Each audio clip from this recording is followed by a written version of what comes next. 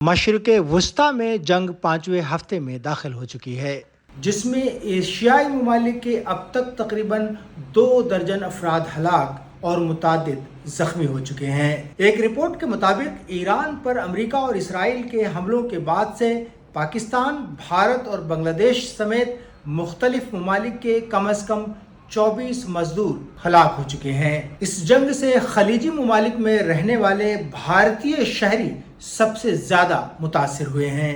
اتوار کے روز کویت میں ایک اور بھارتی مزدور ہلاک ہوا۔ یوں اس جنگ سے جڑی بھارتی ہلاکتوں کی تعداد 8 ہو گئی ہے۔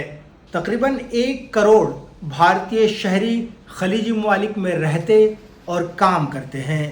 خلیج میں کام کرنے والے متعدد پاکستانی شہری بھی اس جنگ کی زد میں آ کر ہلاک ہو چکے ہیں۔ اطلاعات کے مطابق اب تک دبئی، متحدہ عرب امارات اور ابوظہبی سمیت متعدد علاقوں میں 4 پاکستانی ہلاک ہو چکے ہیں۔